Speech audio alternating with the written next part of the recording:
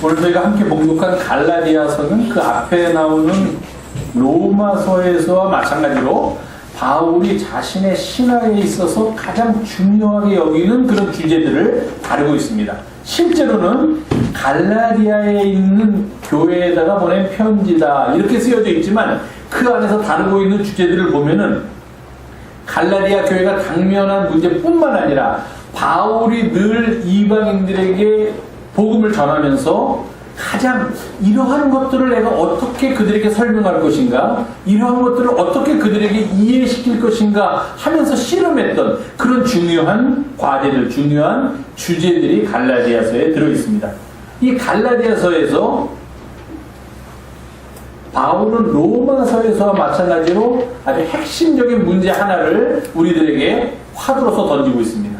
그것은 뭐냐면은 과연 우리가 어떻게 의롭게 살 수 있을 것이냐 하는 겁니다. 의롭게 살 수 있을 것이냐, 하나님 앞에서 우리가 어떻게 선하게 살 수 있느냐 하는 것입니다. 저희가 아까 함께 교독을 했던 시편 14편에 있는 말씀을 보면은 하나님이 하나도 없다, 세상 사람들은 그러고 살아간다고 합니다. 부패하고 행실이 가증하고 이 세상을 사는 사람들 가운데 선을 행하는 자는 하나도 없구나라고 시편 14편의 기자는 탄식하고 있습니다.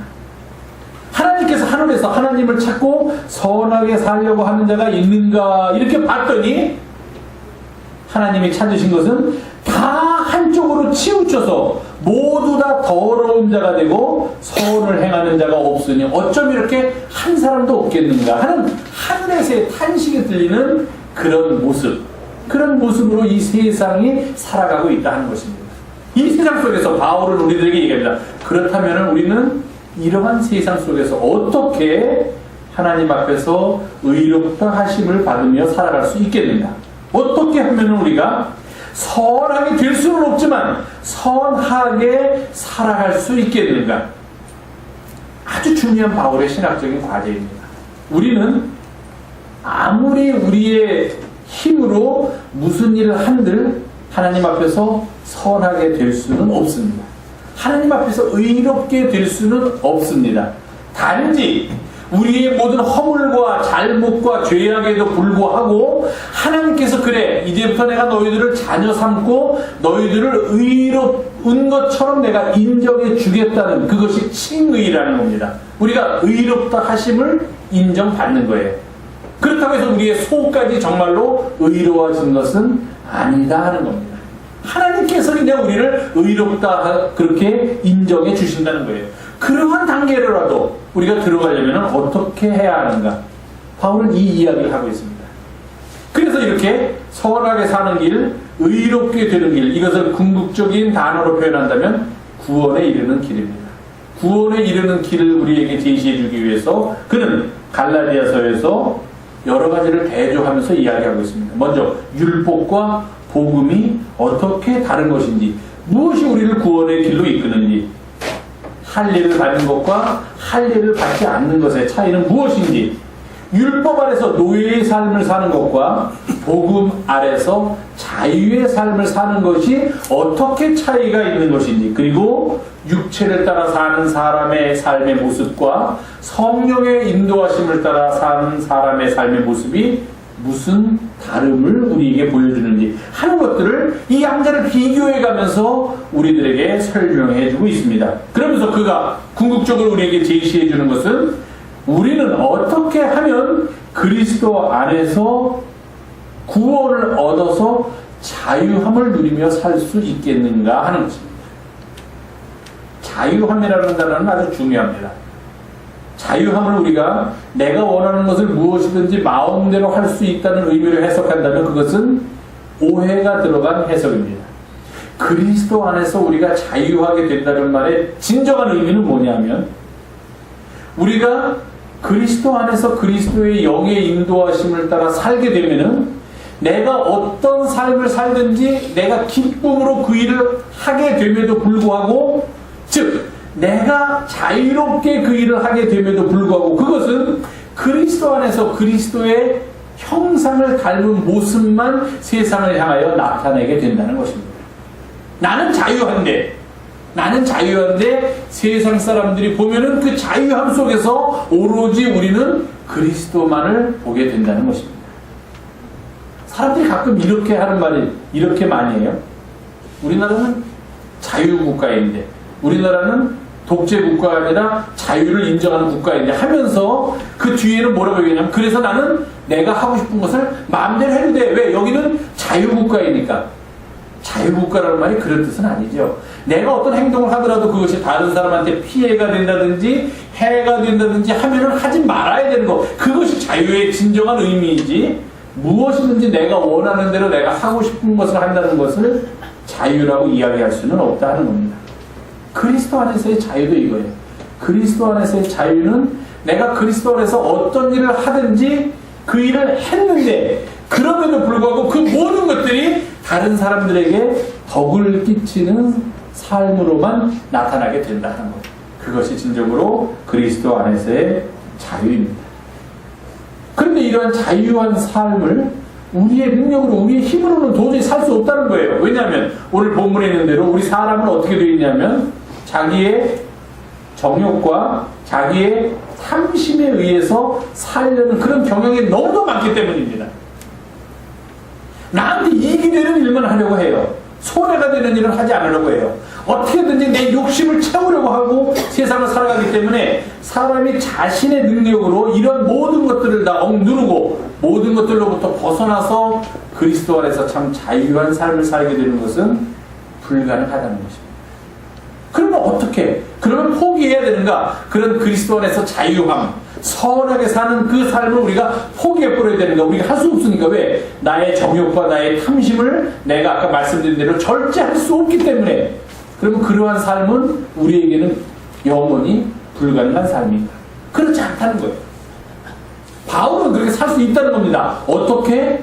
성령의 인도하심을 따라 살면 가능하게 된다는 거예요. 그래서 그는 갈라디아서 5장 24절에서 이렇게 얘기합니다. 그리스도 예수의 사람들은 그리스도 예수 안에 속한 사람들이라는 뜻입니다. 다른 말로 표현을 하면은 그리스도 예수의 것, 그리스도 예수의 소유가 된 사람들은 육체와 함께 그 정욕과 탐심을 다 십자가에 못 박게 되었고, 그러면 십자가에 못 박게 됐으니까 어떻게 됐습니까? 이제 그리스도 안에 속한 사람들은 다 죽었습니다. 죽었는데 그들이 다시 살아나게 되는 역사가 나타난다. 어떻게 다시 살아나느냐? 만일 우리가 성령으로 살면. 이게 그 말입니다. 십자가에 못 박혔다는 말은 죽었다는 말인데 무엇을 못 박았느냐? 우리의 정욕과 우리의 탐심과 우리의 모든 잘못된 것들을 우리의 죄된 육체와 함께 십자가에 못 박고 난 후에 우리가 다시 살아나는데, 다시 살아날 때는 어떤 능력으로 다시 살아나는가? 성령으로 다시 살아난다 하는 겁니다. 그렇게 성령으로 다시 살아나게 되면은 또한 성령으로 행할지니 성령의 인도하심에 따라 살아가게 될지니, 그렇게 바울이 말하고 있습니다. 성령으로 산다는 것은 성령을 통하여 생명을 얻었다는 뜻입니다.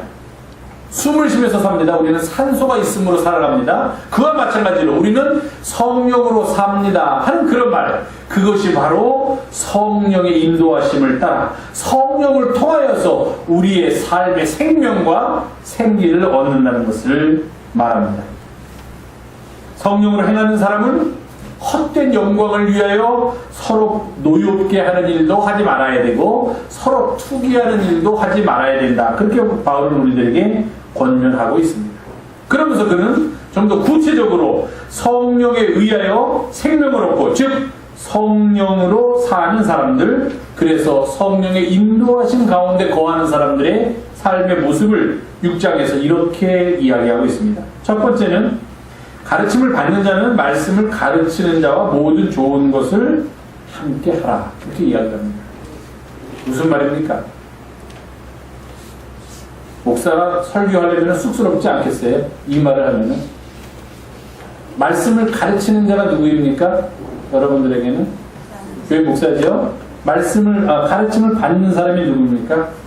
성도들이에요? 그리고 여기 성경이 뭐냐면 가르침을 받는 자는, 성도들은 말씀을 가르치는 자와 교육자, 목사들과 모든 좋은 것을 함께하라. 아멘 해야죠. 아멘 하는 맹성맹성 오늘 목사님 왜 저러시나? 그러면 안 되죠. 아멘 해야지. 아멘. 그래서 오늘 저를 위해서 뭐 좀 좋은 거 가져오셨어요? 어? 맛있는 거 먹을 때 제 생각 좀 납니까? 저 없이 맛있는 거 먹으면요? 안 나요? 가슴 아픈데. 가슴 아픈데요. 어떤 분들은 제가 이 얘기는 목사님 저는 어디 가서 만난 것만 먹을 때 이 자리에 목사님이 계셨으면 얼마나 좋을까 하고 그렇게 하면서 먹습니다. 늘 그러더라고요. 말만 들어도 배부르더라고요. 자, 어떻게 이해할까요? 가르침을 받는 자는 말씀을 가르치는 자와 모든 좋은 것을 함께 하라. 앞으로 그렇게 하시겠습니까? 하실 거예요? 어떻게 하실 거예요? 구체적으로. 회장님 어떻게 생신이셨는데 나 밥 먹으러 오라고 연락도 안 해야 돼.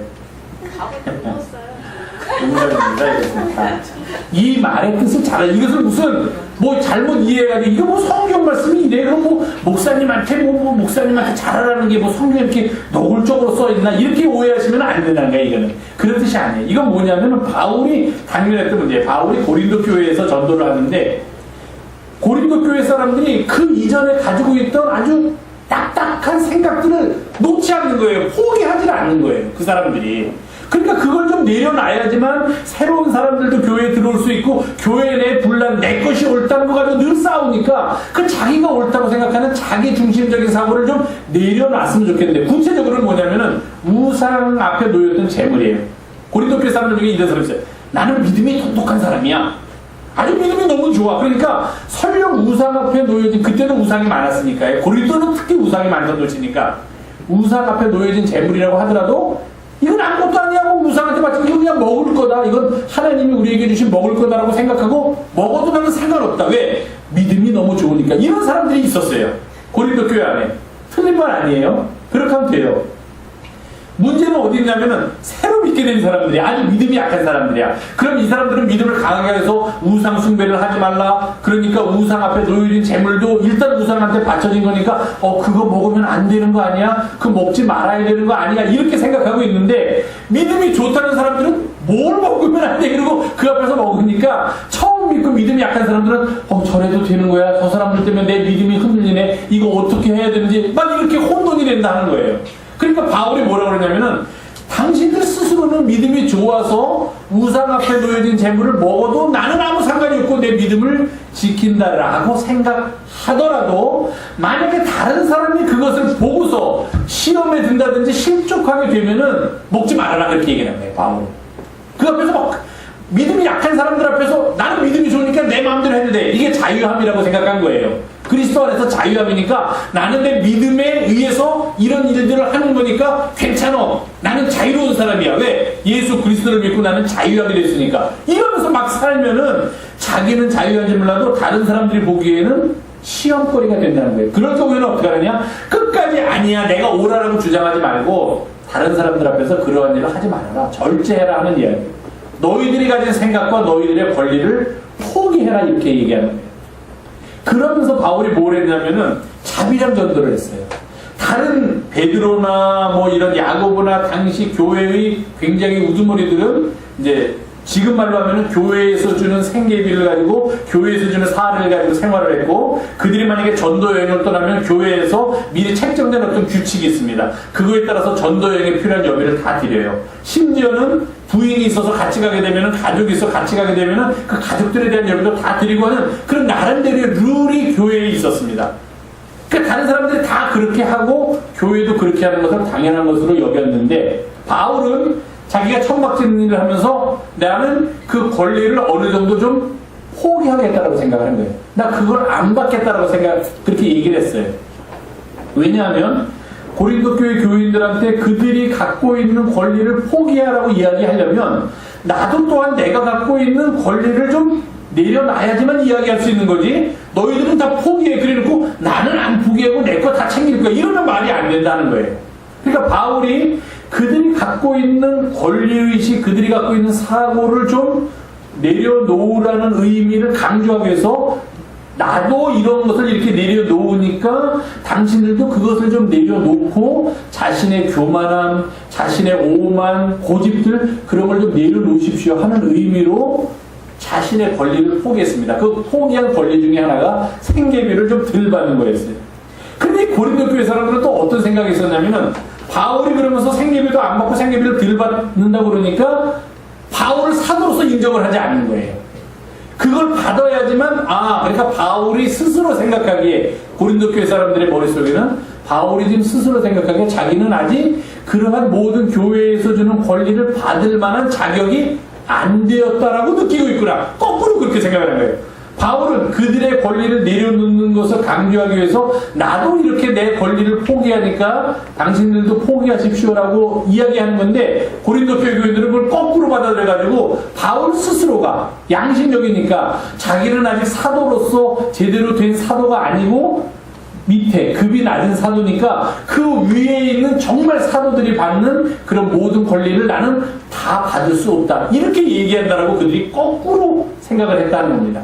거기에 대해서 바울이 지금 이야기하는 거예요. 그렇지 않다. 그렇지 않다.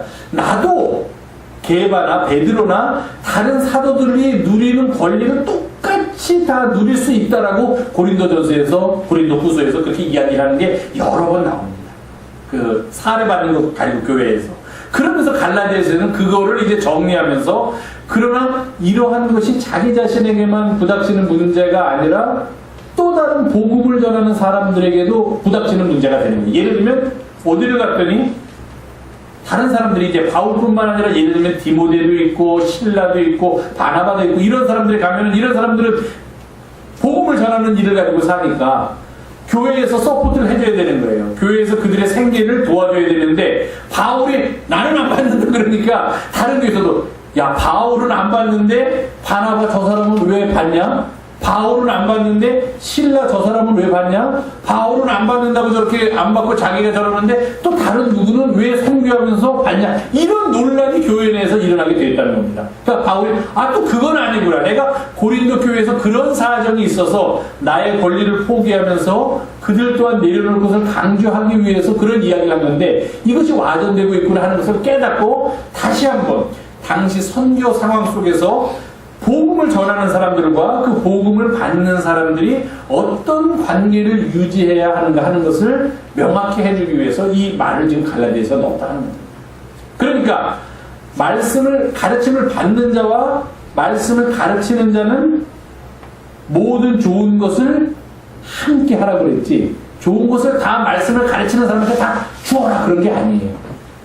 그러니까 선교를 하고 복음을 전하는 사람들과 그 복음을 받는 사람들이 서로 어떤 급이 있다든지 격이 다르다든지 가운데다가 어떤 장벽을 놓지 말고 서로 하나가 되어서 더불어서 함께 살아가라 하는 것을 강조하고 있다는 겁니다. 모든 것 속에서 그것이 말씀을 전하는 사람들의 삶을 도와주는 방식으로 나타나든지 아니면 다른 어떤 방식으로 나타나든지 상관하지 않고 가르침을 받는 자와 말씀을 가르치는 사람이 두 개의 나누어진 별개가 아니다는 거예요. 이들은 함께 우리말로 하면 동고동락해야 될 사이다 하는 겁니다. 함께 괴로움을 나누고 함께 즐거움을 나눠야 될 사이니까 여기서는 긍정적으로 모든 좋은 것을 함께 하라고 그렇게 표현을 했지만 실제적으로는 그들 양자의 삶이 하나로 한 마음을 가지고 한 주님을 섬길 때 그때 비로소 주님을 기쁘시게 하는 삶을 살 수 있게 된다. 선한 삶을 살 수 있게 된다는 게 바울의 요지입니다. 그러니까 말씀을 전하는 사람, 말씀을 받는 사람이 어떤 가운데 막이 쳐져 있고 서로 분리되고 그래서 어떤 갈등 관계가 있는 그런 관계로서 복음을 전하는 일을 하는 것이 아니라 서로가 함께 한 공동체로서 그런 의식을 가지고서 서로 도우면서 서로 아끼면서 서로를 위하는 마음을 가지고 함께 주의 일을 하는 그런 뜻입니다. 그게 선한 일을 하게 되는 첫 번째입니다. 왜? 이제 나중에도 나오는데 교회 공동체에서조차 그런 일을 하지 못하게 되면은요, 나가서 그런 일을 한다? 거짓말이에요. 왜? 교회라는 것 자체는 이미 그런 일을 하겠다는 게 전제돼서 모인 거 아닙니까? 우리 서로 다르지만 자라온 환경도 다르고 다 다르고 뭐 배운 것도 다르고 뭐 다 취미도 다르고 성격도 다르지만 예수 그리스도 안에서 하나가 되어서 복음을 위하여 살아가겠습니다 하고 모인 사람들인데, 그 안에서도 만약에 어떤 갈등이나 어떤 그런 서로 등을 대는 일이 생기게 된다면 그런 사람들이 세상에 나가서 과연 예수 그리스도의 제자로서 살 수 있겠냐 하는 겁니다. 교회는 그런 일이 있는, 큰 교회도 그런 일이 있는 교회가 많죠. 뭐 작은 일이 있든지 큰 일이 있든지 갈등대로 갈등이 있는 가운데 모이는 교회가 있는데, 누가 보더라도 어느 한편의 편을 들어주지 않습니다. 양 비름을 항상 내세요. 저쪽도 잘못이고 이쪽도 잘못이다. 저쪽도 잘못이고 이쪽도 잘못이다라는 그런 상황까지 가기 전에 함께 더불어서 주의 일을 하려는 마음으로 뭉쳐져 있었다면, 그리고 만약에 한쪽에 과감하게 양보를 하는 마음도 있고 또 그 양보를 받아들이면서 또 다른 쪽도 양보를 하면서 그렇게 발을 맞추어 간다면 극한까지는 가지 않을 거다 하는 그런 말입니다. 그러니까 여기서 가르침을 받는 자와 말씀을 가르치는 자는 모든 좋은 것을 함께 하라는 것을 무슨 한국교회에서 그런 경향이 많다라는 얘기를 들었는데, 뭐 목사님을 뭐 하늘로 떠받들고 뭐 목사님을 무슨 신처럼 모시면서 살아라 하는 그런 뜻이 아니라는 거예요. 한 공동체다. 우리는 말씀을 전하는 사람과 듣는 사람이 한 공동체니까 서로 마음을 합하여 한 마음으로, 때로는 양보할 것 있으면 양보하고 때로는 도와줄 것 있으면 도와주고 서로를 위해 기도해 주면서 함께 하나님 나라의 선한 뜻을 위하여 살아가라 하는 그런 뜻입니다. 두 번째는 아주 중요한 말씀입니다. 심은 대로 거둔다는 진리를 알고 살아가는 사람, 그 사람은 어떤 사람이냐? 성령의 인도하심을 따라 살아가는 사람이면서 그를 통하여 선함이 이 땅에서 이루어진다는 겁니다. 인생은 심은 대로 거둡니다. 맞습니까? 안 그렇게 생각하세요? 얘기를 하시는 거예요. 큰 교회, 우리 3,000명 모이는 교회도 아닌데 얘기하면서 하나님의 말씀을 드려요. 인생은 심은 대로 거둡니다. 그렇게 생각하세요? 안 하세요? 당연하죠. 그렇게 생각 안 하면 큰일 나는 사람. 그 사람은 뭐냐면, 만약에 인생은 심은 대로 거둔다는 걸 나는 믿지 않습니다라는 사람은 심어도 뭐 거두는 거 상관없습니다가 아니라 심지 않고 거두겠다는 이상한 심보가 있는 사람들이야. 심은 대로 거둔다는 진리를 부인하려고 하는 사람. 인생은 심은 대로 거둡니다. 그렇죠. 심은 대로 거둡니다. 심은 대로 거둘 뿐만 아니라 내가 심은 것을 걷게 되어 있습니다. 권사님 요새 뭐 거두세요? 농사 지시면 우리 병 권사님이나 김 권사님 오이 그런 거, 호박 그런 거 거두세요? 아니 콩하고 팥 심었는데 왜 오이하고 호박을 거두세요? 아니 그러니까 오이하고 호박도 심으셨어요 그러면? 그렇죠. 아주 여기 정답이 딱 있죠. 내가 심었으니까 오이가 나는 거예요. 심지도 않았는데 갔더니 어머 왜 오이? 그러면 권사님 죽으실 때 병원사님이 심어놨던 거예요. 그거를 그 전에 심지도 않았는데 옆집 사람이 와서 오이 딱 심어주고 갈 리는 없죠. 자기 집 심기도 자기 집 농사 짓기도 바쁠 텐데 내가 심었으니까 심은 것을 거두는 거예요. 심는 대로 거둔다는 진리는 크게 두 가지입니다. 하나는 무엇이든지 심어야 거둘 수 있다는 게 첫 번째. 심어야지만 거둔다. 노력을 해야지만 대가를 얻는다는 게 첫 번째. 두 번째는 내가 내가 심은 것만 거둔다는 거예요. 콩을 심어놓고 거기서 팥 나오기를 기다리면 틀린 거야. 콩을 심어놓고 나중에 추수하러 가서 아니 왜 팥이 안 나오고 콩이 나왔어? 이러면 내가 잘못된 거예요. 콩이 잘못된 게 아니라. 그렇죠. 내가 심은 것만 거둔다. 그러니까 심는 대로 거둔다는 이 두 가지 진리를 알아야 돼. 첫 번째는 큰 원칙입니다. 심어야지만 뭐라도 심어야지만 거둔다. 두 번째는 내가 심은 그것만 내가 거둘 수 있다. 그 두 가지는 우리가 알아야지만 선하게 살 수 있다는 거예요. 심을 거 뭐 있습니까? 선한 일만 심으면서 살아가라는 거예요. 그래서 바울은 그것을 구체적으로 복음의 용어로 이렇게 얘기합니다. 사람이 자기 육체를 위하여 심는 자는 육체로부터 썩어질 것을 거두고, 만약에 성령을 위하여 심는 자는 그 심은 성령으로부터 영생을 거둔다. 아멘. 아멘. 아까 우리 김다윗 집사께서 기도하실 때도 아주 구구절절히 기도를 그렇게 해주셨는데, 우리가 가지고 있는 것들 그걸 위해서 심으면요, 그걸 거둬요, 거둬. 근데 그게 과연 영생이냐, 썩어질 거냐, 그건 알아야 한다는 거예요. 그러니까 먼저 무엇을 심을까를 결정해야 돼요. 안 그렇겠습니까? 우리 병문사님하고 김재호 사님이 농사를 지시니까 제가 오늘 자꾸 여쭤보는데, 그 이제 한 해 농사 지면은 다음에는 뭐 주로 비슷하지만 내년에는 좀 뭐를 심어봐, 그러니까 어떤 거를 좀 심어야겠다 하는 그런 아이디어가 있을 거예요. 기본적으로 매년 하는 건 하지만, 작년에 그걸 해봤더니 잘 됐어, 올해도 한번 해볼까, 또는 올해는 좀 이게 잘 될 것 같은데, 뭐 그런 생각들을 하고 무엇을 심을지를 결정하고 그걸 심습니다. 그러면 이제 열심히 심고 또 하나님이 도우시고 하면은 추수 때가 되면은 내가 심은 것에 열매를 걷게 되는 거예요. 우리의 인생이 똑같아요. 병원사님이 저쪽 교회에 있을 때 그 참여주일날 말씀 전하실 때 모든 것은 때가 있고 심은 대로 거둔다는 그런 말씀 다 잘 들으셨을 거라고 생각합니다. 심은 대로 거둔다. 너무 평범하지만 늘 잊고 사는 진리입니다. 복음의 일꾼들은 복음을 위하여, 성령을 위하여 성령의 열매를 맺게 되는 것들을 심어야 돼요.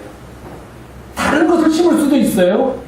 내 욕심을 심을 수도 있어요. 내 탐욕을 심을 수도 있어요. 심는다는 것은 열매를 얻겠다는 겁니다. 그럼 나중에는 거기서 나오는 것은 내 욕심만 나오고 내 탐욕만 나오고 내 정욕만 나옵니다. 그거 가지고서는 열매가 주렁주렁 달린 것 같지만 결국은 우리를 멸망으로 인도하는 썩어질 것이다. 성경은 그렇게 이야기합니다.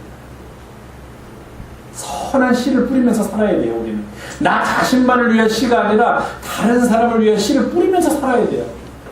그래서 내 대에 그 결실을 못 보면 내 다음 때 결실을 보게 됩니다. 그러니까 항상 어딜 가든지 그냥 무조건 씨를 뿌리는데, 심은 대로 거둔다는 진리에서 씨를 뿌리는데 선한 씨를 뿌리는 그런 삶을 살아야 한다는 것입니다. 좋은 씨를 뿌리면 어떻게 돼요? 좋은 열매가 나올 수밖에 없어요.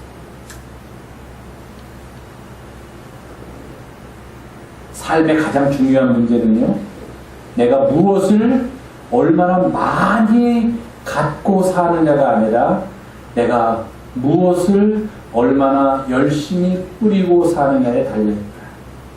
진리입니다. 우리에게 주신 하나님의 말씀이에요. 가지려고 아둥바둥하지 말아라.